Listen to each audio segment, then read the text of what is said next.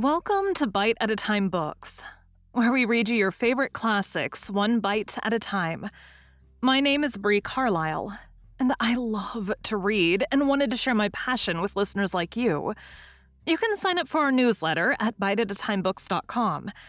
You'll also find our new t-shirts in the shop, including podcast shirts and quote shirts from your favorite classic novels. Be sure to follow my show on your favorite podcast platform so you get all the new episodes. We're part of the Bite at a Time Books Productions Network.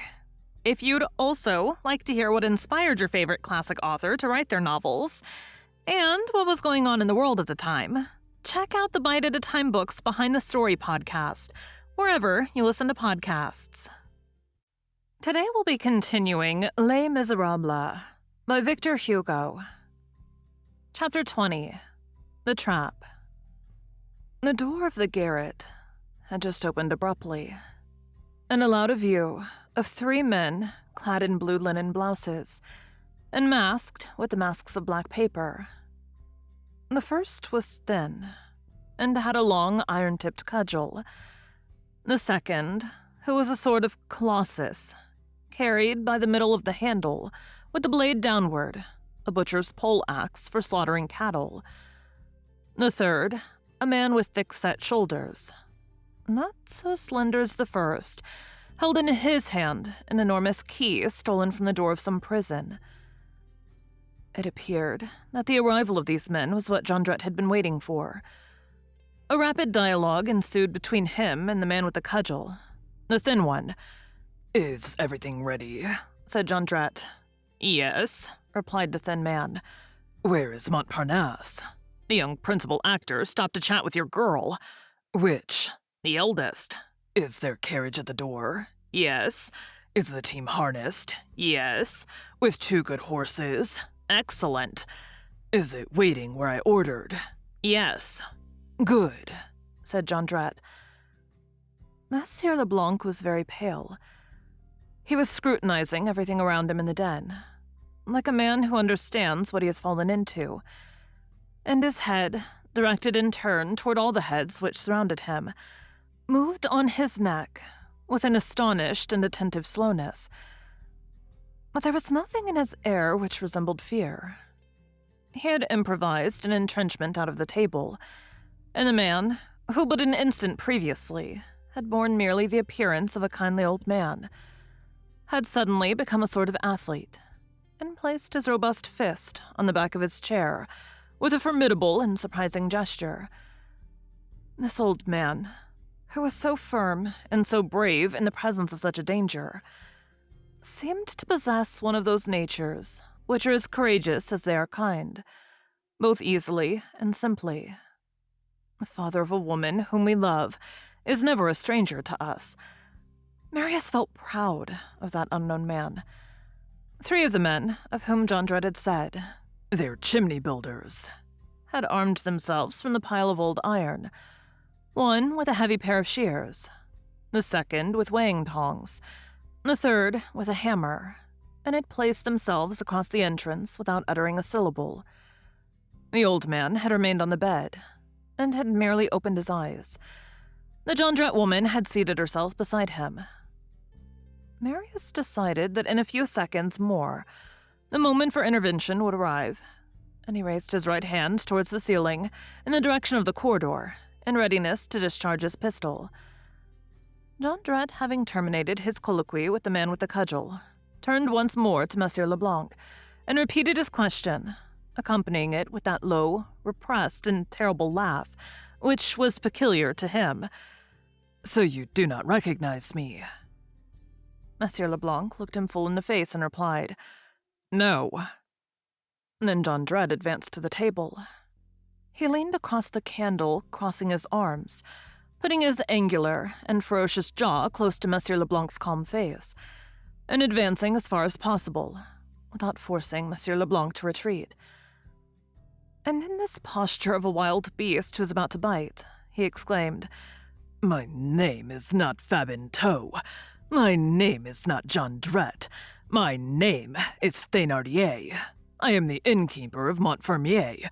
Do you understand? Thénardier, do you now know me?" An almost imperceptible flush crossed Monsieur Leblanc's brow, and he replied with a voice which neither trembled nor rose above its ordinary level, with his accustomed placidity. "No more than before." Marius did not hear this reply. Anyone who had seen him at that moment through the darkness would have perceived that he was haggard, stupid, thunderstruck. At the moment when Jondrette said, "My name is Thénardier," Marius had trembled in every limb and had leaned against the wall as though he felt the cold of a steel blade through his heart. And his right arm, all ready to discharge the signal shot, dropped slowly, and at the moment when Jondrette repeated, "Thénardier, do you understand?" Marius's faltering fingers had come near letting the pistol fall. Jondrette, by revealing his identity, had not moved Monsieur Leblanc. He had quite upset Marius.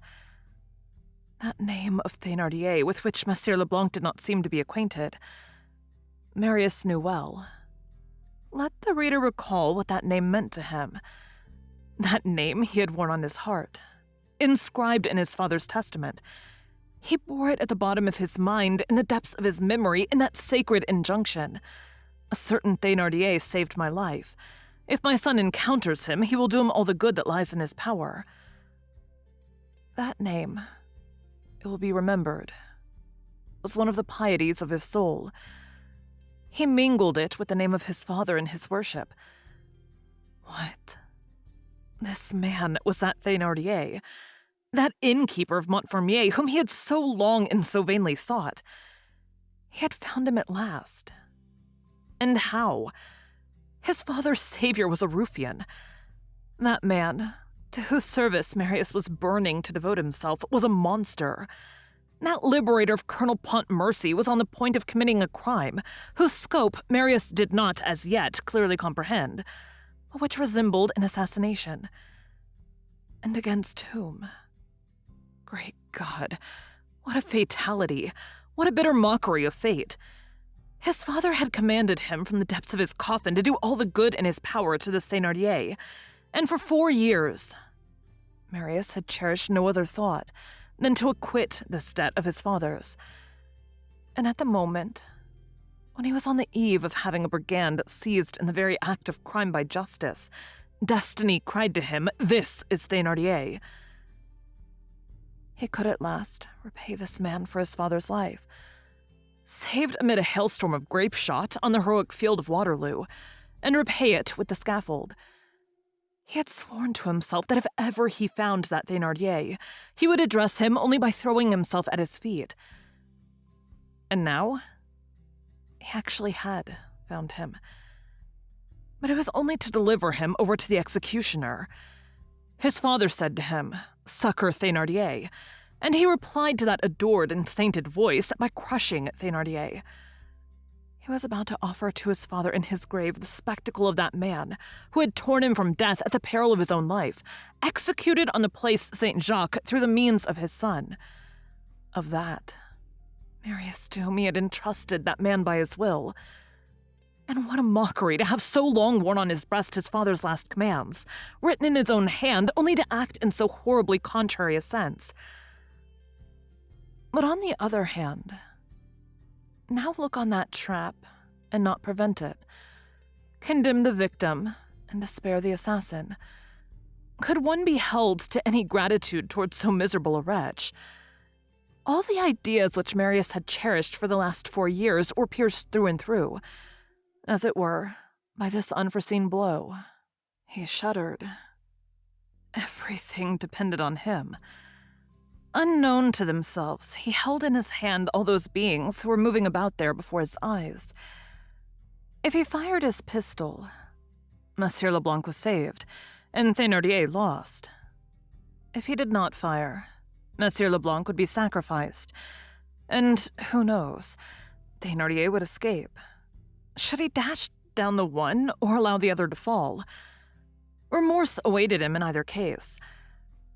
What was he to do? What should he choose? Be false to the most imperious souvenirs, to all those solemn vows to himself, to the most sacred duty, to the most venerated text? Should he ignore his father's testament or allow the perpetration of a crime? On the one hand, it seemed to him that he heard his Ursule supplicating for her father, and on the other, the colonel commending Thénardier to his care. He felt that he was going mad. His knees gave way beneath him, and he had not even the time for deliberation. So great was the fury with which the scene before his eyes was hastening to its catastrophe. It was like a whirlwind of which he had thought himself the master, and which was now sweeping him away. He was on the verge of swooning. In the meantime, Thénardier, whom we shall henceforth call by no other name, was pacing up and down in front of the table in a sort of frenzy and wild triumph. He seized the candle in his fist and set it on the chimney-piece with so violent a bang that the wick came near being extinguished, and the tallow bespattered the wall.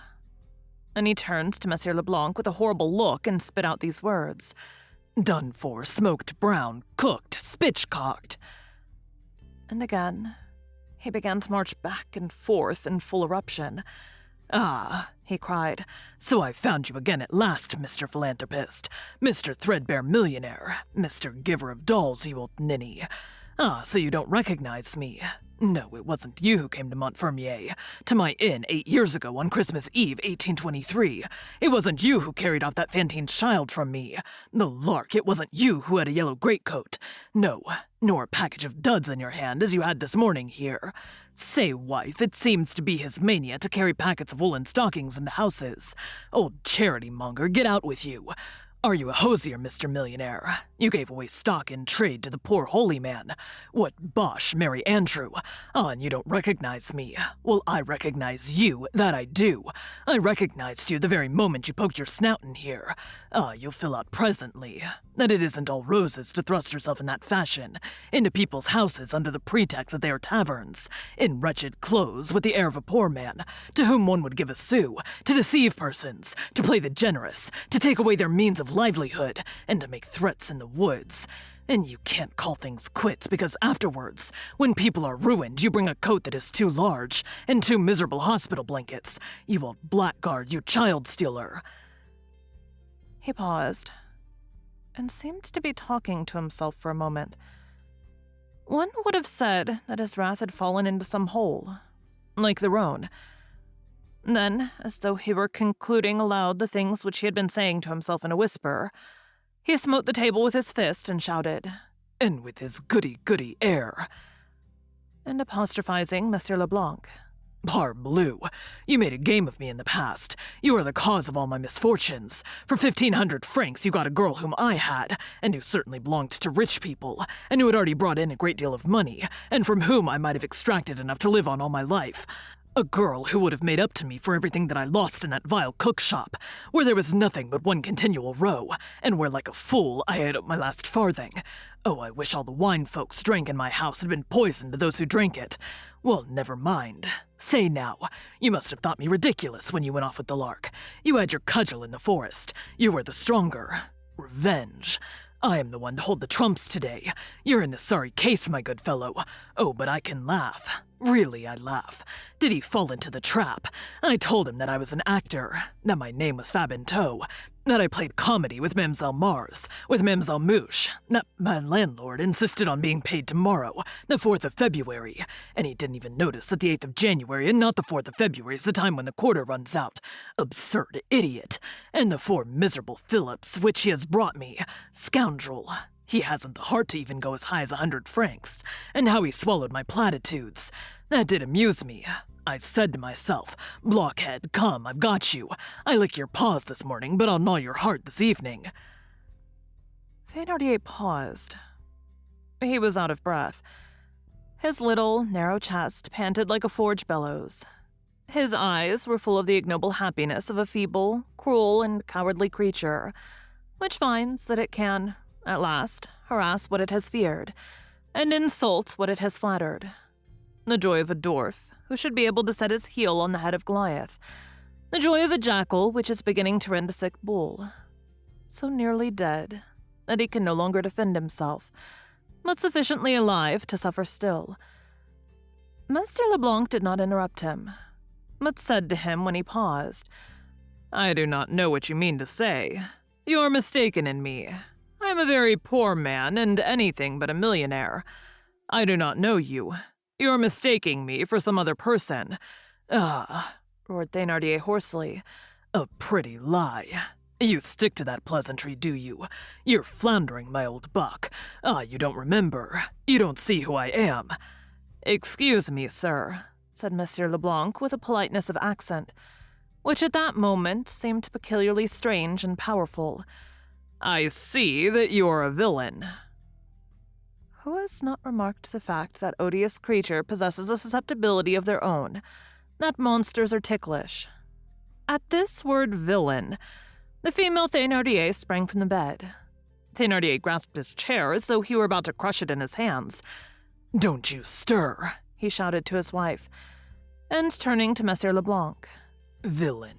Yes, I know that you call us that, you rich gentlemen. Stop, it's true that I became bankrupt, that I am in hiding, that I have no bread, that I have not a single sou, that I am a villain. It's 3 days since I've had anything to eat, so I'm a villain. You folks warm your feet. You have Sikorsky boots. You have wadded greatcoats like archbishops. You lodge on the first floor in houses that have porters. You eat truffles. You eat asparagus at 40 francs the bunch in the month of January. And green peas. You gorge yourselves. And when you want to know whether it is cold, you look in the papers to see what the engineer Chevalier's thermometer says about it. It is we who are thermometers. We don't need to go out and look on the quay at the corner of the Tour de l'Orge to find out the number of degrees of cold. We feel our blood congealing in our veins, and the ice forming round our hearts, and we say, there is no God. And you come to our caverns. Yes, our caverns, for the purpose of calling us villains. But we'll devour you. Poor things. Just see here, Mr. Millionaire. I have been a solid man. I have held a license. I have been an elector. I am a bourgeois that I am, and it's quite possible that you are not. Here, Thénardier took a step towards the men who stood near the door, and added with a shudder, when I think that has dared to come here and talk to me like a cobbler. Then addressing Monsieur Leblanc with a fresh outburst of frenzy, and listen to this also, Mr. Philanthropist. I'm not a suspicious character. Not a bit of it.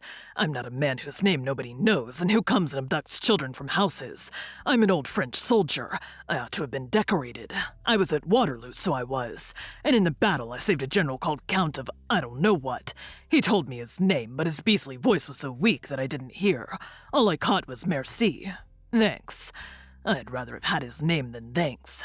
That would have helped me to find him again. The picture that you see here, and which was painted by David at Brusqueles.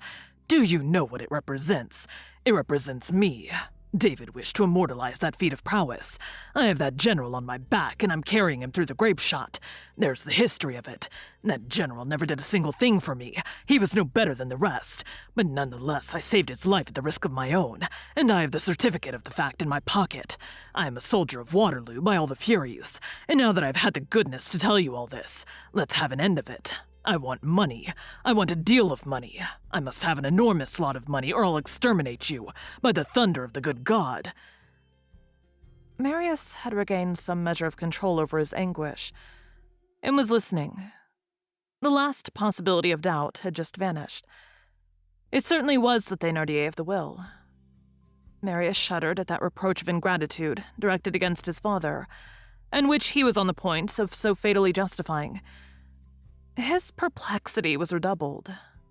Moreover, there was in all these words of Thénardier, in his accent, in his gesture, in his glance which darted flames at every word.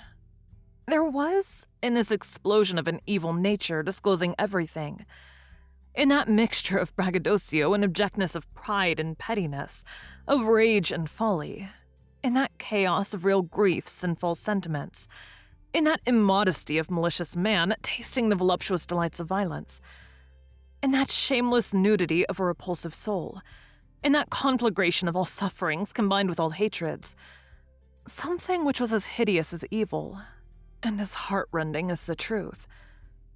The picture of the master. The painting by David which he had proposed that Monsieur Leblanc should purchase was nothing else, as the reader has divined, than the sign of his tavern painted, as it will be remembered by himself, the only relic which he had preserved from his shipwreck at Montfermeil. As he had ceased to intercept Marius's visual ray, Marius could examine this thing, and in the daub, he actually did recognize a battle, a background of smoke, and a man carrying another man. It was the group composed of Pontmercy and Thénardier. The sergeant, the rescuer, the colonel rescued. Marius was like a drunken man. This picture restored his father to life in some sort. It was no longer the signboard of the wine shop at Montfermeil. It was a resurrection. A tomb had yawned. A phantom had risen there. Marius heard his heart beating in his temples. He had the cannon of Waterloo in his ears. His bleeding father, vaguely depicted on that sinister panel, terrified him, and it seemed to him that the misshapen spectre was gazing intently at him. When Thénardier had recovered his breath, he turned his bloodshot eyes on Monsieur Leblanc and said to him in a low, curt voice, "What have you to say before we put the handcuffs on you?" Monsieur Leblanc held his peace. In the midst of this silence, a cracked voice launched this lugubrious sarcasm from the corridor. "If there's any wood to be split, I'm there." It was the man with the axe, who was growing merry.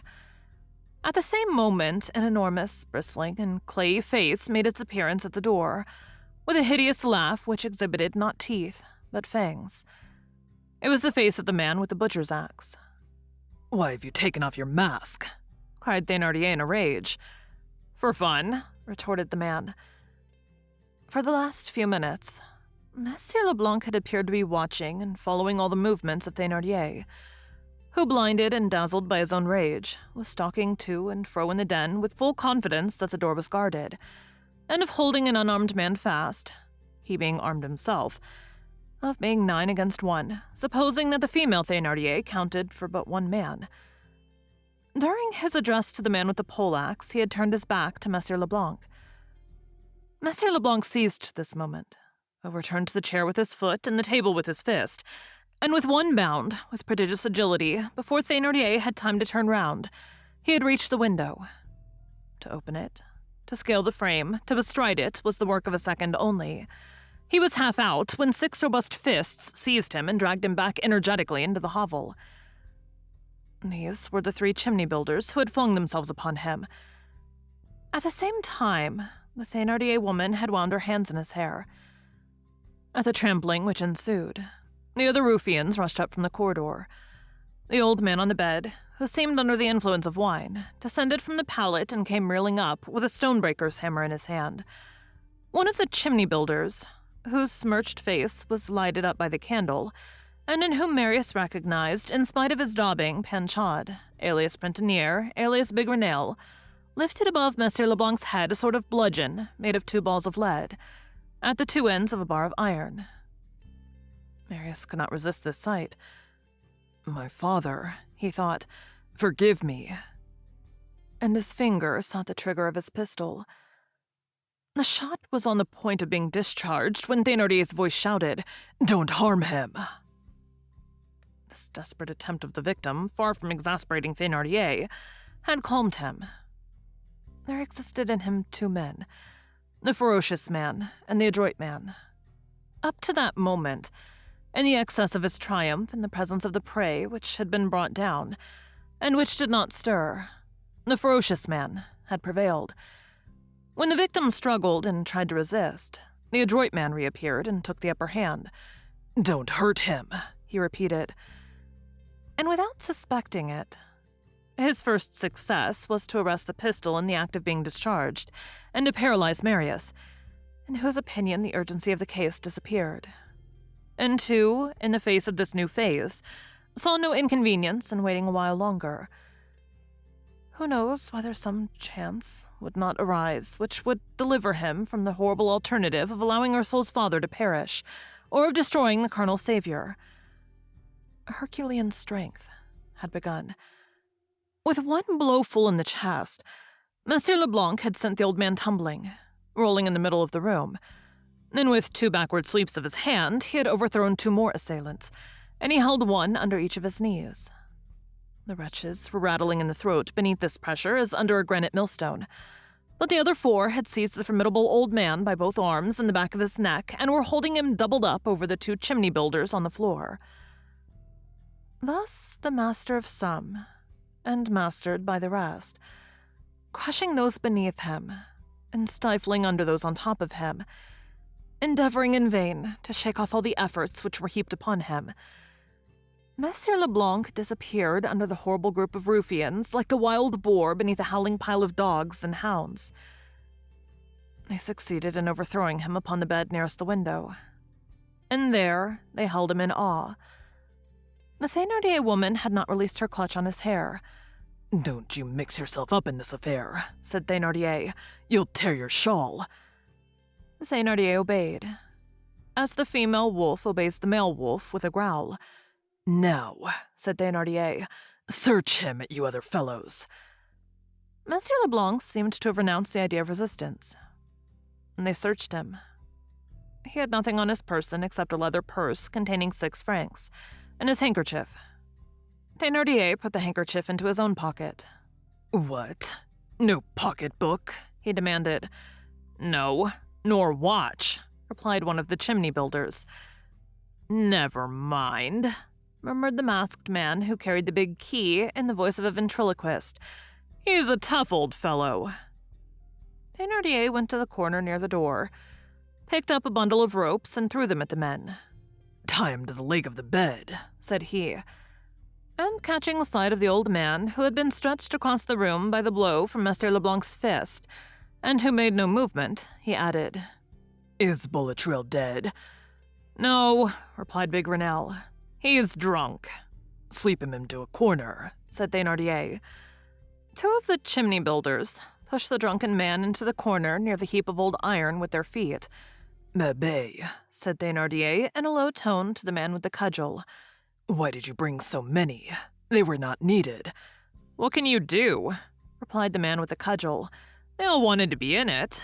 This is a bad season. There's no business going on." The pallet on which Monsieur Leblanc had been thrown was a sort of hospital bed, elevated on 4 coarse wooden legs, roughly hewn. Monsieur Leblanc let them take their own course. The ruffians bound him securely in an upright attitude, with his feet on the ground at the head of the bed, the end which was most remote from the window and nearest to the fireplace. When the last knot had been tied, Thénardier took a chair and seated himself almost facing Monsieur Leblanc. Thénardier no longer looked like himself. In the course of a few moments, his face had passed from unbridled violence to tranquil and cunning sweetness. Marius found it difficult to recognize, in that polished smile of a man in official life, the almost bestial mouth which had been foaming but a moment before. He gazed with amazement on that fantastic and alarming metamorphosis, and he felt as a man might feel who should behold a tiger converted into a lawyer. "Monsieur," said Thénardier, and dismissing with a gesture the ruffians who still kept their hands on Monsieur Leblanc. "Stand off a little and let me have a talk with the gentleman." All retired towards the door. He went on. "Monsieur, you did wrong to try to jump out of the window. You might have broken your leg. Now, if you will permit me, we will converse quietly. In the first place, I must communicate to you an observation which I have made, which is that you have not uttered the faintest cry." Thénardier was right. This detail was correct, although it had escaped Marius in his agitation. Monsieur Leblanc had barely pronounced a few words without raising his voice, and even during his struggle with the 6 ruffians near the window, he had preserved the most profound and singular silence. Thénardier continued. "Mon Dieu, you might have shouted 'Stop, thief' a bit, and I should not have thought it improper. Murder, that too is said occasionally, and so far as I'm concerned, I should not have taken it in bad part. It is very natural that you should make a little row when you find yourself with persons who don't inspire you with sufficient confidence. You might have done that, and no one would have troubled you on that account. You would not even have been gagged. And I will tell you why. This room is very private. That's its only recommendation. But it has that in its favor. You might fire off a mortar, and it would produce about as much noise as the nearest police station as the snores of a drunken man. Here a cannon would make a boom, and the thunder would make a poof. It's a handy lodging. But in short, you did not shout, and it is better so. I present you my compliments, and I will tell you the conclusion that I draw from that fact. My dear sir, when a man shouts, who comes? The police. And after the police, justice. Well, you've not made an outcry. That is because you don't care to have the police and the courts come in any more than we do. It is because, I've long suspected it, you have some interest in hiding something. On our side, we have the same interest, so we can come to an understanding. As he spoke thus, it seemed as though Thénardier, who kept his eyes fixed on Monsieur Leblanc, were trying to plunge the sharp points which darted from the pupils into the very conscience of his prisoner. Moreover, his language, which was stamped with a sort of moderated, subdued insolence and crafty insolence, was reserved and almost choice. And in that rascal who had been nothing but a robber a short time previously, one now felt the man who had studied for the priesthood. The silence preserved by the prisoner, that precaution which had been carried to the point of forgetting all anxiety for his own life, that resistance opposed to the first impulse of nature, which is to utter a cry.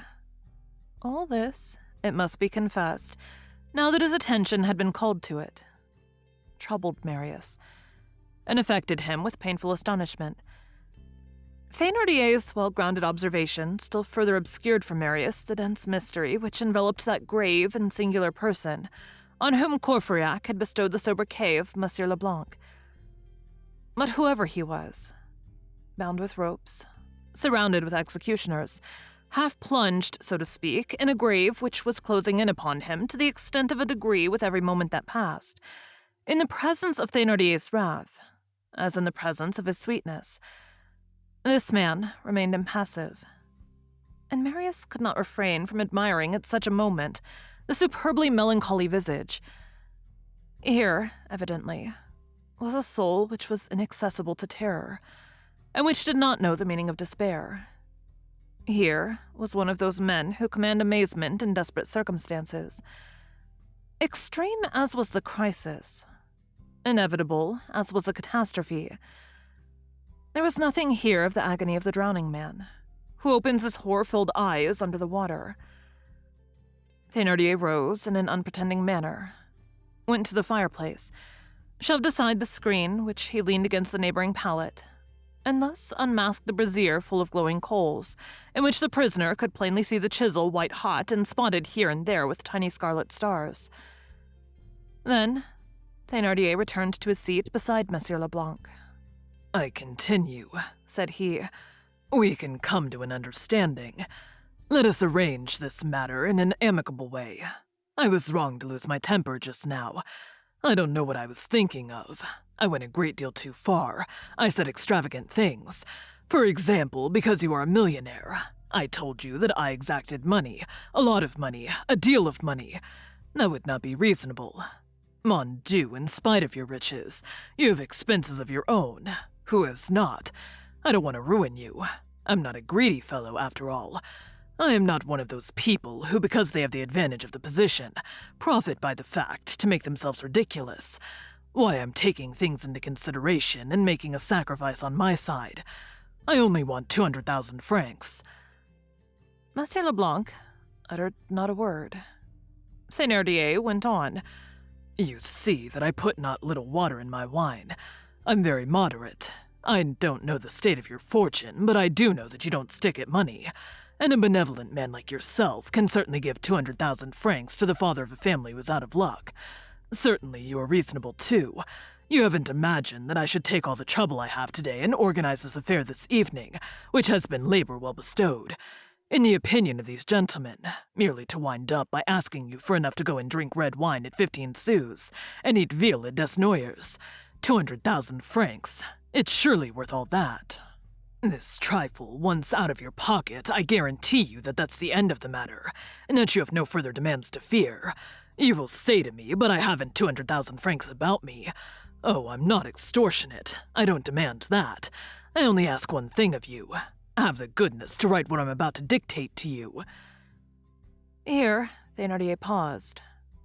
Then he added, emphasizing his words and casting a smile in the direction of the brazier, I warn you that I shall not admit that you don't know how to write. A grand inquisitor might have envied that smile. Thénardier pushed the table close to Monsieur Leblanc and took an inkstand, a pen, and a sheet of paper from the drawer which he left half open, and in which gleamed the long blade of the knife. He placed the sheet of paper before Monsieur Leblanc. Right, said he. The prisoner spoke at last. How do you expect me to write? I am bound. That's true, excuse me, ejaculated Thénardier. You are quite right.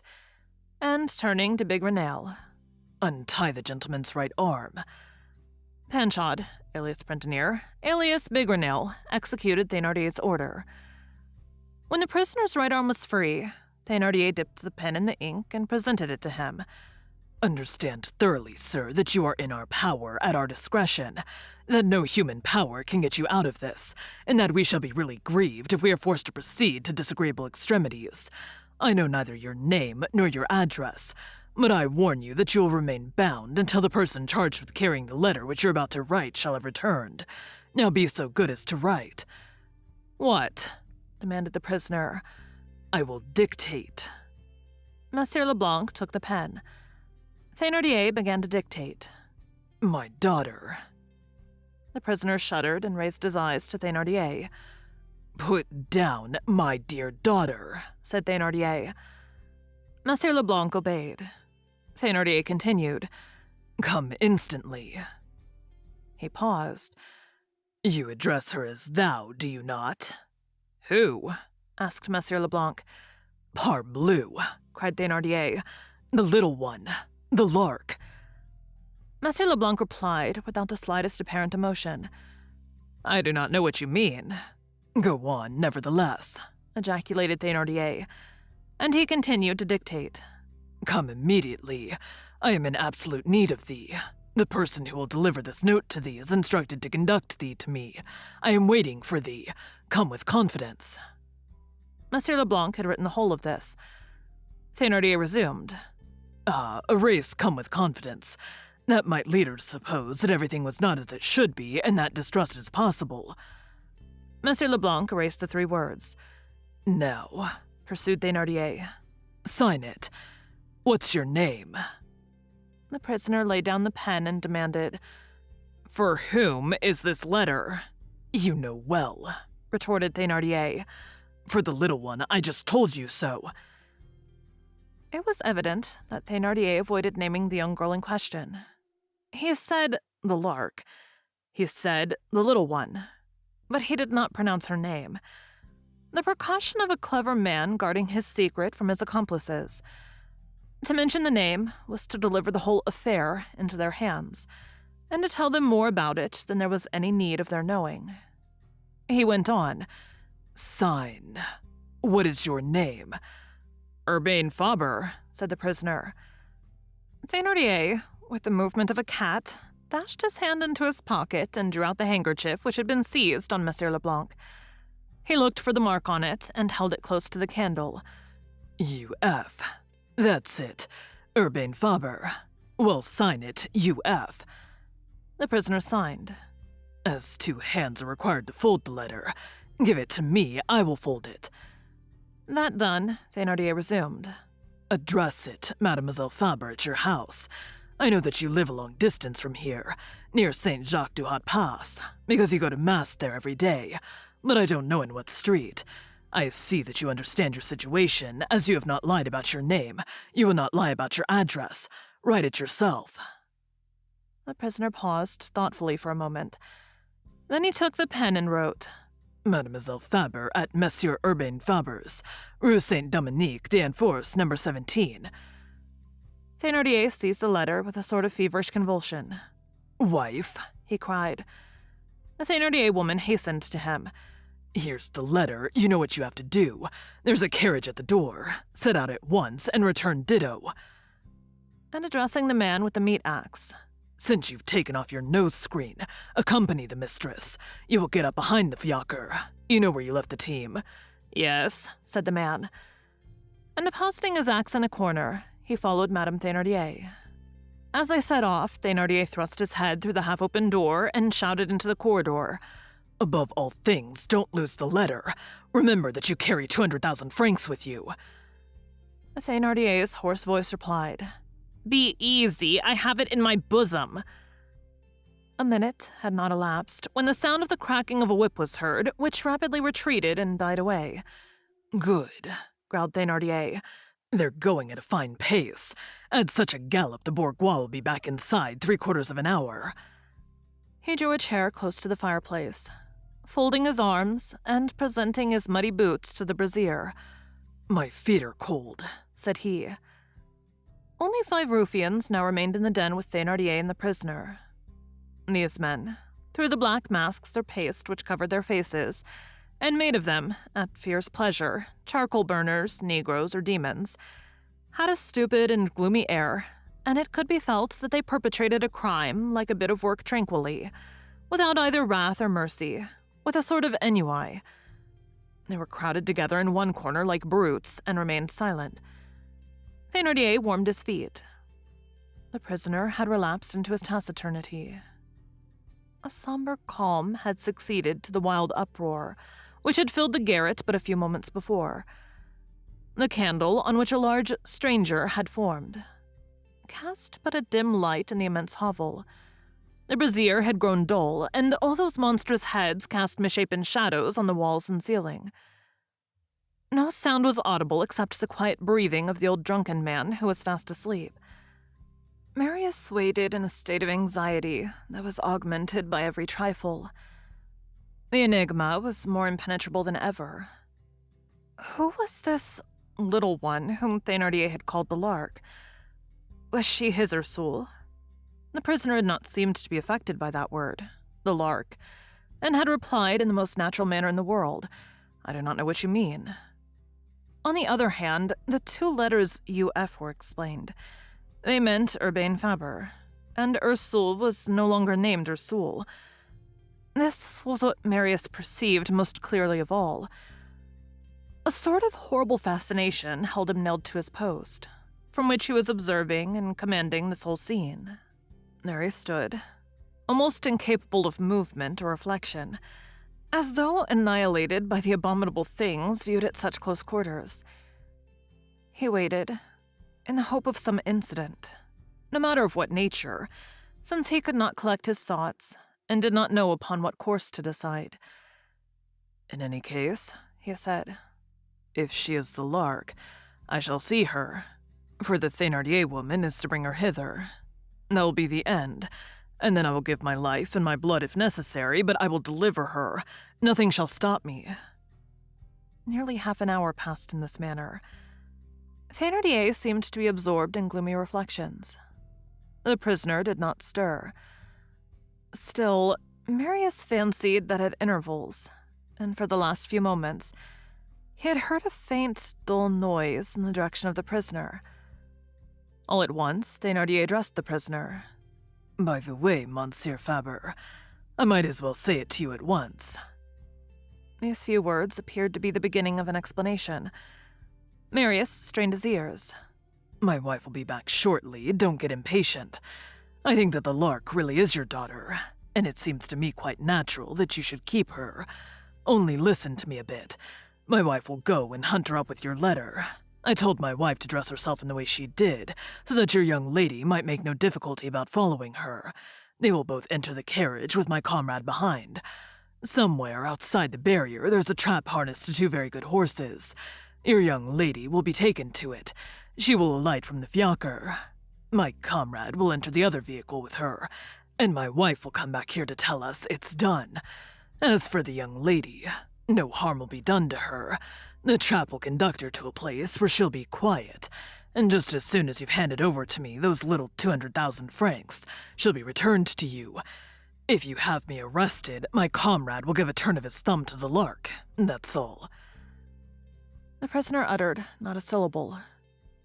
After a pause, Thénardier continued. It's very simple, as you see. There will be no harm done unless you wish that there should be harm done. I'm telling you how things stand. I warn you so that you may be prepared. He paused. The prisoner did not break the silence, and Thénardier resumed. As soon as my wife returns and says to me the lark is on the way, we'll release you and you'll be free to go and sleep at home. You see that our intentions are not evil." Terrible images passed through Marius's mind. What? That young girl whom they were abducting was not to be brought back? One of those monsters was to bear her off into the darkness? Whither? And what if it were she? It was clear that it was she. Marius felt his heart stop beating. What was he to do? Discharge the pistol? Place all those scoundrels in the hands of justice? But the horrible man with the meat axe would nonetheless be out of reach with the young girl, and Marius reflected on Thénardier's words, of which he perceived the bloody significance. "If you have me arrested, my comrade will give a turn of his thumb to the lark." Now, it was not alone by the colonel's testament. It was by his own love. It was by the peril of the one he loved that he felt himself restrained. This frightful situation, which had already lasted above half an hour, was changing its aspect every moment. Marius had sufficient strength of mind to review in succession all the most heartbreaking conjectures, seeking hope and finding none. The tumult of his thoughts contrasted with the funereal silence of the den. In the midst of this silence, the door at the bottom of the staircase was heard to open and shut again. The prisoner made a movement in his bonds. "Here's the bourgeoise," said Thénardier. He had hardly uttered the words when the Thénardier woman did in fact rush hastily into the room, red, panting, breathless, with flaming eyes, and cried as she smote her huge hands on her thighs simultaneously, "False address!" The ruffian who had gone with her made his appearance behind her and picked up his axe again. She resumed, "Nobody there. Rue Saint-Dominique, number 17. No Monsieur Urbain Faber. They know not what it means." She paused, choking, then went on. "Monsieur Thénardier, that old fellow has duped you. You are too good, you see. If it had been me, I'd have chopped the beast in 4 quarters to begin with, and if he had acted ugly, I'd have boiled him alive. He would have been obliged to speak and say where the girl is and where he keeps his shiners. That's the way I should have managed matters. People are perfectly right when they say that men are a deal stupider than women. Nobody at number 17. It's nothing but a big carriage gate. No Monsieur Faber in the Rue Saint-Dominique. And after all that racing and feet to the coachman and all, I spoke both to the porter and the portress, a fine stout woman, and they know nothing about him." Marius breathed freely once more. She, Ursule, or the lark, he no longer knew what to call her, was safe. While his exasperated wife vociferated, Thénardier had seated himself on the table. For several minutes he uttered not a word, but swung his right foot, which hung down, and stared at the brazier with an air of savage reverie. Finally, he said to the prisoner with a slow and singularly ferocious tone, "A false address. What did you expect to gain by that?" "To gain time," cried the prisoner in a thundering voice, and at the same instant he shook off his bonds. They were cut. The prisoner was only attached to the bed now by one leg. Before the 7 men had time to collect their senses and dash forward, he had bent down into the fireplace, had stretched out his hand to the brazier, and had then straightened himself up again. And now Thénardier, the female Thénardier, and the ruffians, huddled in amazement at the extremity of the hovel, stared at him in stupefaction, as almost free and in a formidable attitude, he brandished above his head the red-hot chisel which emitted a threatening glow. The judicial examination to which the ambush in the Gorbeau house eventually gave rise established the fact that a large sou-piece, cut and worked in a peculiar fashion, was found in the garret when the police made their descent on it. This sou-piece was one of those marvels of industry which are engendered by the patience of the galleys in the shadows and for the shadows, marvels which are nothing else than instruments of escape. These hideous and delicate products of wonderful art are to jewelers' work what the metaphors of slang are to poetry. There are Benvenuto Cellinis in the galleys, just as there are villains in language. The unhappy wretch who aspires to deliverance finds means sometimes without tools, sometimes with a common wood-handled knife, to saw a sou into 2 thin plates, to hollow out these plates without affecting the coinage stamp, and to make a furrow on the edge of the sou in such a manner that the plates will adhere again. This can be screwed together and unscrewed at will. It is a box. In this box, he hides a watch spring. In this watch spring, properly handled, cuts good-sized chains and bars of iron. The unfortunate convict is supposed to possess merely a sou. Not at all. He possesses liberty. It was a large sou of this sort, which during the subsequent search of the police was found under the bed near the window. They also found a tiny saw of blue steel which would fit the sou. It is probable that the prisoner had this sou piece on his person at the moment when the ruffians searched him. They contrived to conceal it in his hand, and that afterward, having his right hand free, he unscrewed it and used it as a saw to cut the cords which fastened him, which would explain the faint noise and almost imperceptible movements which Marius had observed. As he had not been able to bend down for fear of betraying himself, he had not cut the bonds of his left leg. The ruffians had recovered from their first surprise. "Be easy," said Biggernail to Thénardier. "He still holds by one leg, and he can't get away. I'll answer for that. I tied that paw for him." In the meanwhile, the prisoner had begun to speak. "You are wretches, but my life is not worth the trouble of defending it. When you think that you can make me speak, that you can make me write what I do not choose to write, that you can make me say what I do not choose to say." He stripped up his left sleeve and added, "See here." At the same moment, he extended his arm and laid the glowing chisel which he held in his left hand by its wooden handle on his bare flesh.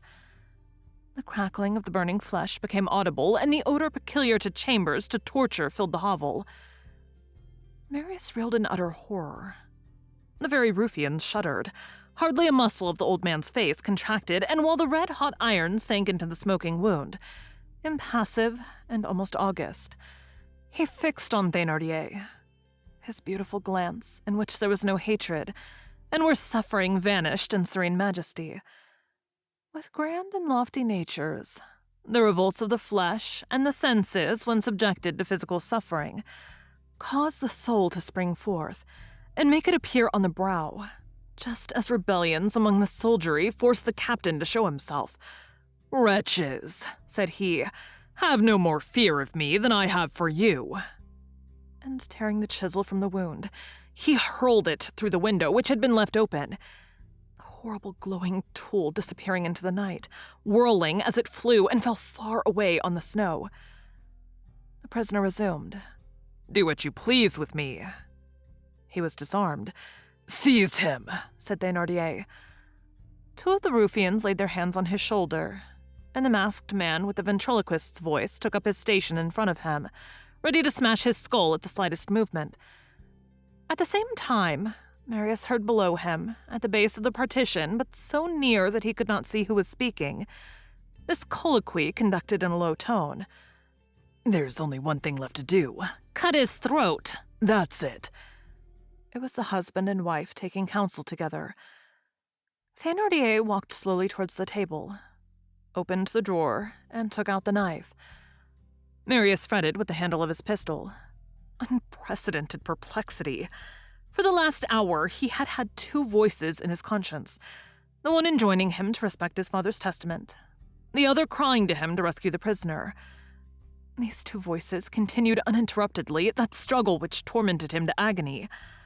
Up to that moment, he had cherished a vague hope that he should find some means of reconciling these 2 duties. But nothing within the limits of possibility had presented itself.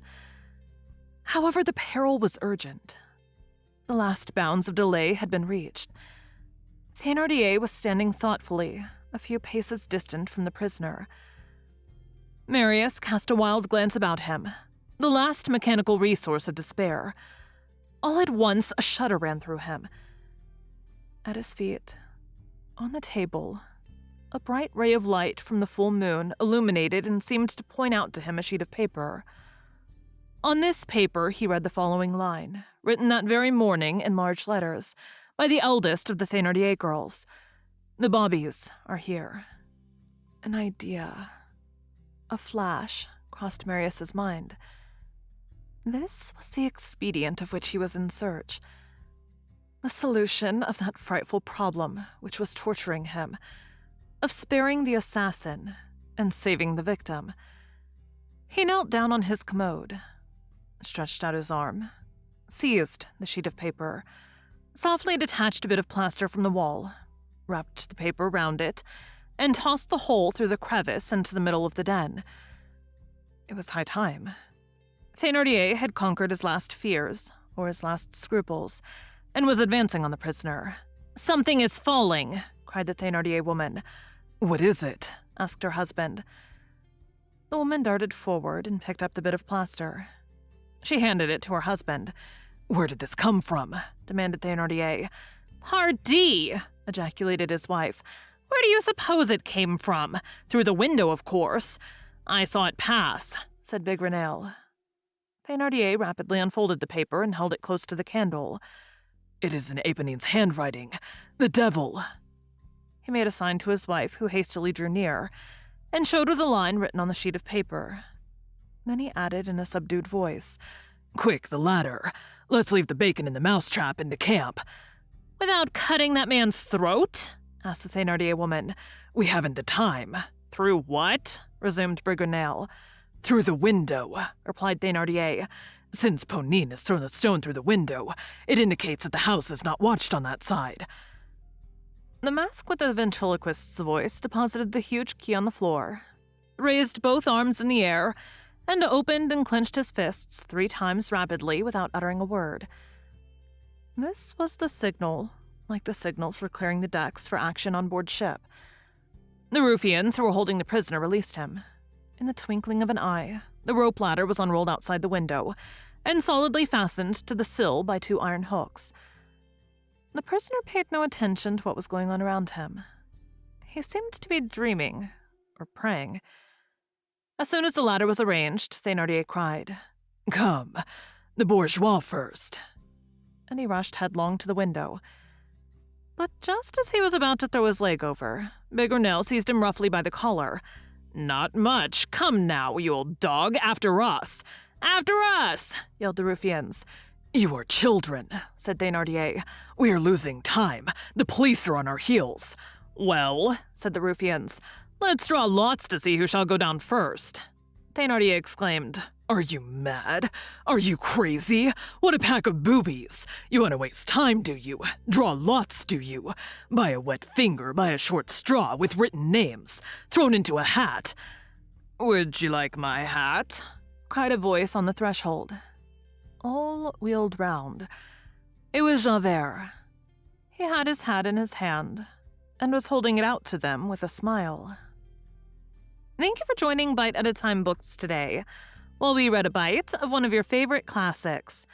Again, my name is Bree Carlile, and I hope you come back tomorrow for the next bite of Les Miserables. Don't forget, you can sign up for our newsletter at biteatatimebooks.com. And while you're there, check out our t-shirt shop. You can look in the show notes or on our website, biteatatimebooks.com, for the rest of the links for our show. We'd love to hear from you on social media. You can find us everywhere at Bite at a Time Books.